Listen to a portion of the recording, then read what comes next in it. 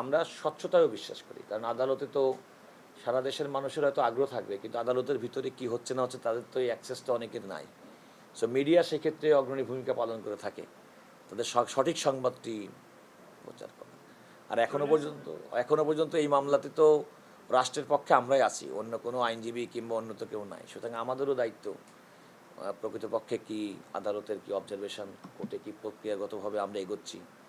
আমরা স্বচ্ছভাবে এগিয়ে যেতে চাই, যাতে মানুষের মধ্যে কোনো রকম কনফিউশন না থাকে, এই বিচারিক প্রক্রিয়া নিয়ে কারো যেন প্রশ্ন না থাকে, এবং প্রত্যেকটা মানুষ তার অধিকার যেন পায়, আইনগত যে সুবিধা সে সুবিধা যেন পায়, কোনো কারণে বঞ্চিত না হয়, কেউ অন্যায় শিকার না হয়।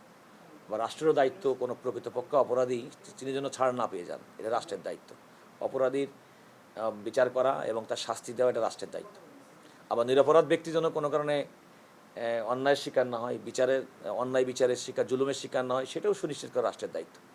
এই সব দিক বিবেচনা করেই আমরা এই মামলাটি ওপেনলি আইনি কাঠামোর মধ্যে এই মামলার রেফারেন্স আপিল নিষ্পত্তি করার জন্য। আমি শুধুমাত্র আপনারা কোনো প্রশ্ন করলে যতটুকু আদালতে হয়েছে ততটুকুই আপনাদেরকে বলবো। আপনারা নিজেরা সেখানে উপস্থিত ছিলেন, সুতরাং আদালতে আজকে তো আপনারা অনেকেই আদালতের উপস্থিত ছিলেন।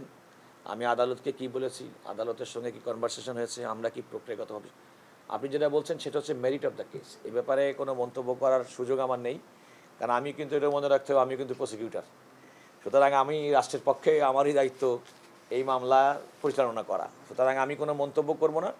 সাক্ষ্য প্রমাণ এভিডেন্সের উপর ভিত্তি করে নিম্ন আদালত যে রায় দিয়েছে সেই রায়ের যথার্থতা তুলে ধরাই আমাদের প্রসিকিউশন টিমের